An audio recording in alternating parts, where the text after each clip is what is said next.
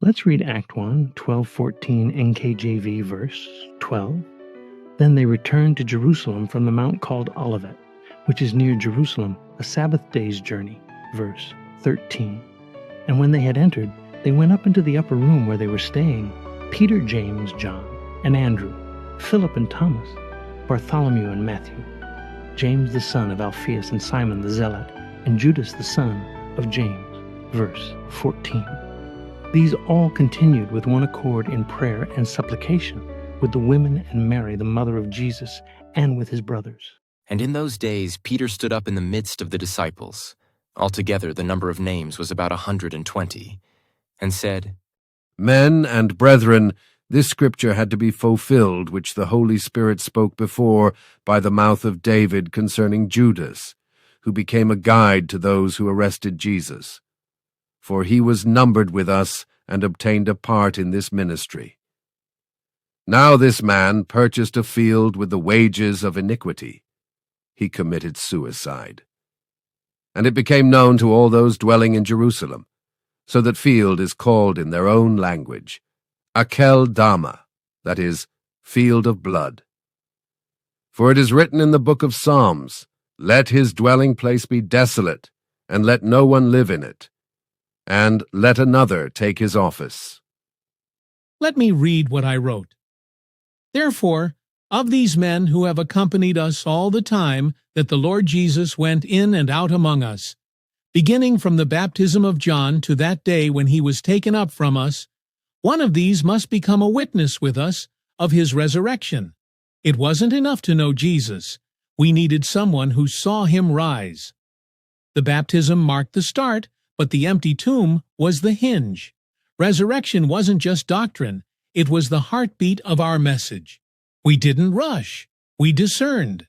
Joseph and Matthias, both faithful, both qualified. We didn't choose by popularity, but by prayer. Let's see what the following theologians have to say. Ellicott, distinguished English theologian, notes that Barsabbas may have been one of the 70, and Justus likely reflected his reputation for integrity. Barnes, a 19th century American theologian and pastor, explains that both men were likely long-time disciples, chosen for their wisdom and piety. Jamieson Fawcett Brown adds that the community nominated them, showing shared discernment. Continuing from verse 21. And they proposed two. Joseph called Barsabbas, who was surnamed Eustace, and Matthias.